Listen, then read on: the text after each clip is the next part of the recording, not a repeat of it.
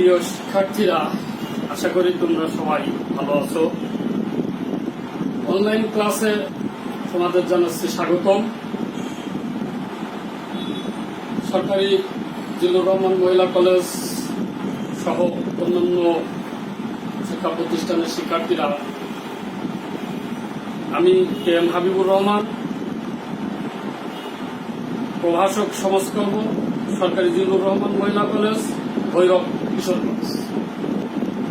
আজ তোমাদের পড়াবো অনার্স সেকেন্ড ইয়ারের ইন্ট্রোডাকশন টু অ্যানথ্রোপোলজি, নৃবিজ্ঞান পরিচিতি। নৃবিজ্ঞান পরিচিতির কোড 22-21-07। আজকে যে বিষয়ে আলোচনা করব একটু খেয়াল করো তোমরা। ডেফিনিশন অফ কালচার, সংস্কৃতির সংজ্ঞা। নৃবিজ্ঞান পরিচিতির তৃতীয় অধ্যায়। এই তৃতীয় অধ্যায় থেকে পড়াব ডেফিনিশন অফ কালচার, সংস্কৃতির সংজ্ঞা,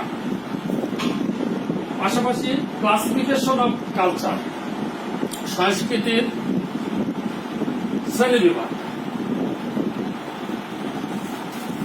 প্রিয় শিক্ষার্থীরা, সংস্কৃতির সংজ্ঞা: মানুষের জীবনযাপন প্রণালীকে সংস্কৃতি বলা হয়। অর্থাৎ সমাজে মানুষের অস্তিত্ব টিকিয়ে রাখার জন্য যা কিছু সৃষ্টি করা হয় তাকে সংস্কৃতি বলে। ক্ষুদ্রতর অর্থে সংস্কৃতি বলতে বোঝায় মার্জিত রুচি বা অভ্যাসজনিত উৎকর্ষতা। 16 শতাব্দীর শেষার্ধে ফ্রান্সিস বেকন প্রথম ইংরেজি সাহিত্যে কালচার শব্দটি ব্যবহার করেন। সংস্কৃতির ইংরেজি কালচার শব্দটি ল্যাটিন শব্দ কলেরি থেকে এসেছে। এর অর্থ কর্ষণ বা চাষ। বিশ্বকবি রবীন্দ্রনাথ ঠাকুর সর্বপ্রথম কালচার শব্দটিকে বাংলায় সংস্কৃতি রূপে চালু করেন। এর পূর্বে কালচার শব্দটি কৃষিকাজে কালচার শব্দটির অর্থ কৃষি বোঝানো হতো। বিভিন্ন নৃবিজ্ঞানী, সমাজবিজ্ঞানী এই কালচারের বিভিন্ন সংজ্ঞা প্রদান করেছেন। E.B. টেইলরের মতে culture is the complex whole which include knowledge, belief, art, moral, law, custom, and any other capabilities and habits acquired by man as a member of society.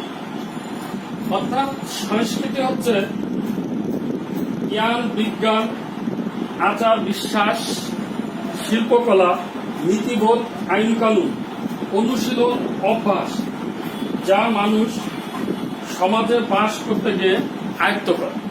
এই সংজ্ঞাটি বলছেন নৃবিজ্ঞানী E.B. টেইলর। মালিনস্কি এর মতে কালচার ইজ দ্য হ্যান্ডিওয়ার্ক।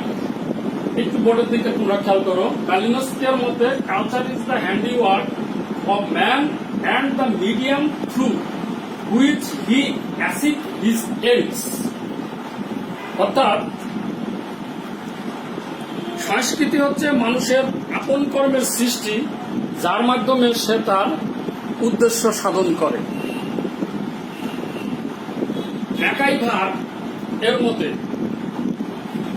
ম্যাকাইভারের মতে our culture is what we are, or civilization is what we use. MacIver বলছেন যে আমরা যা, তাই আমাদের সংস্কৃতি। আমরা যা ব্যবহার করি তাই আমাদের সভ্যতা।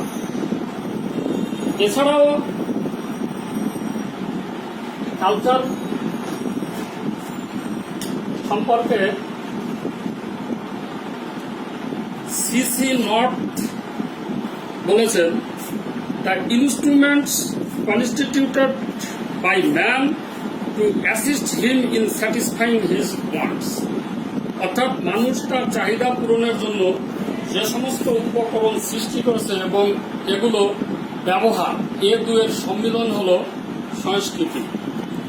দার্শনিক জন ডিউই সংস্কৃতি সম্পর্কে বলেছেন, culture means at least something cultured, something dependent.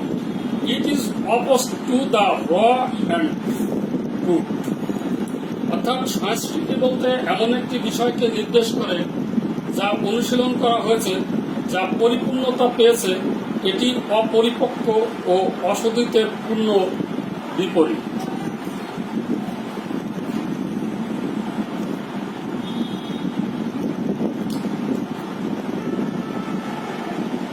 নৃবিজ্ঞানী হোবেল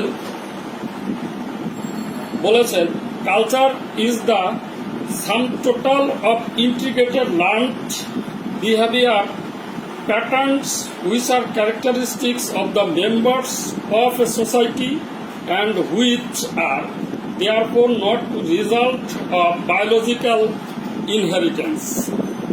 অর্থাৎ সংস্কৃতি হচ্ছে মানুষের অর্জিত আচরণের সামগ্রিক রূপ, যা সমাজের সদস্যদের মধ্য দিয়ে প্রতিফলিত হয়। এসব মোটেই জৈবিক উত্তরাধিকার সূত্রে প্রাপ্ত নয়। উপযুক্ত সংজ্ঞাগুলোর আলোকে বলা যায়, সংস্কৃতি হচ্ছে মানুষের জীবনের সবকিছুর সমষ্টি। মানুষের চিন্তা, চেতনা, ধ্যান ধারণা, শিল্পকলা, আচার আচরণ, উৎপাদন, কলা কৌশল, নীতিবোধ, আদর্শ, মূল্যবোধ, বিশ্বাস, আইন, ধর্ম প্রভৃতি সবকিছুর সমষ্টি হল সংস্কৃতি। প্রিয় শিক্ষার্থীরা, সংস্কৃতি সম্পর্কে আমরা এতক্ষণ আলোচনা করলাম। আশা করি তোমরা সংস্কৃতি কি বুঝতে পেরেছ। আমি আবারও বলছি, তোমরা বোর্ডের দিকে খেয়াল করো। ম্যালিনস্কি এর মতে culture is the handiwork of man and the medium through which achieve his ends. আবার ম্যাকাইভার বলছেন যে our culture is what we are or civilization is what we use. অর্থাৎ আমরা যা, তাই আমাদের সংস্কৃতি, আমরা যা ব্যবহার করি তাই আমাদের সভ্যতা। এবার আমরা আলোচনা করব ক্লাসিফিকেশন অফ কালচার, সংস্কৃতির প্রকারভেদ। সংস্কৃতিকে প্রধানত দুভাগে ভাগ করা হয়েছে। একটা হচ্ছে ম্যাটেরিয়াল কালচার। ম্যাটেরিয়াল কালচার বস্তুগত সংস্কৃতি, ও নন ম্যাটেরিয়াল কালচার অবস্তুগত সংস্কৃতি। এক্ষেত্রে আমাদের বোঝার দরকার আছে যে বস্তুগত কি এবং অবস্তুগত কি। সাধারণত যেসব জিনিস ভিজিবল, অর্থাৎ দেখা যায়, ধরা যায়, ছোঁয়া যায়, টাচ করা যায়, এ সমস্ত জিনিসকে আমরা বস্তুগত বিষয় বলি। যেমন বোর্ড, চেয়ার, টেবিল, ক্যামেরা। আবার অবস্তুগত সংস্কৃতি বা নন ম্যাটেরিয়াল বিষয়টা কি? অবস্তুগত, যেসব জিনিস ধরা যায় না, স্পর্শ করা যায় না, অর্থাৎ ভিজিবল, এই জিনিসগুলি হচ্ছে নন ম্যাটেরিয়াল। যেমন আদর্শ, মূল্যবোধ, স্নেহ, ভালোবাসা ইত্যাদি। তাহলে বস্তুগত সংস্কৃতি ও অবস্তুগত সংস্কৃতি। বস্তুগত সংস্কৃতি বলতে দৃশ্যমান জগতে যা কিছু চোখে পড়ে তাকেই বোঝায়। এটি বাস্তব বস্তু, কনক্রিট অবজেক্টকে নির্দেশ করে, যেমন ঘর বাড়ি, কাপড় চোপড়, দালান কোঠা, বাসন বা তৈজসপত্র, হাতিয়ার, যন্ত্রপাতি ইত্যাদিকে বোঝায়। অপরদিকে এছাড়াও জ্ঞান ও ধ্যান ধারণা প্রকাশের জন্য যেসব বস্তু ব্যবহার করা হয় সেগুলোকেও বস্তুগত সংস্কৃতির পর্যায়ে পড়ে। উদাহরণস্বরূপ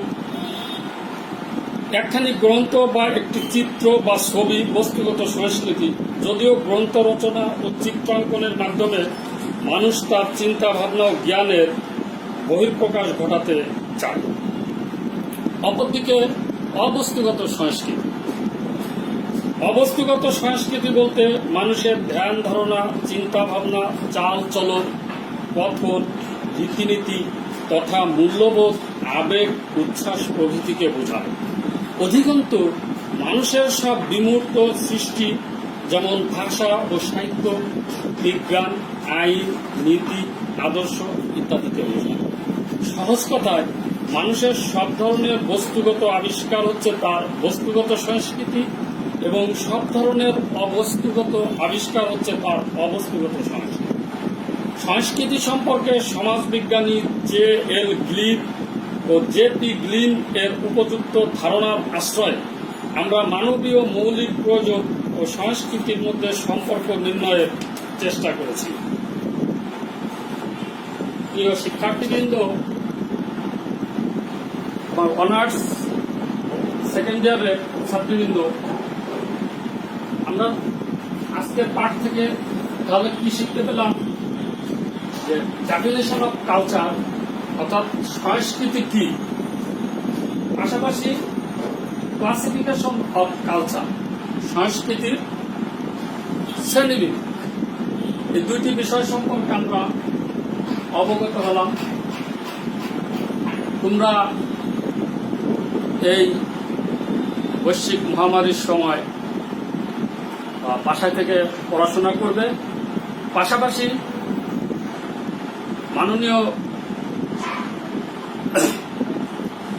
পাশাপাশি গণপ্রজাতন্ত্রী বাংলাদেশ সরকারের মাননীয় প্রধানমন্ত্রীর নির্দেশনায় ও তার আদেশক্রমে সারা দেশের ন্যায় আমাদেরও চলছে অনলাইন ক্লাস কার্যক্রম।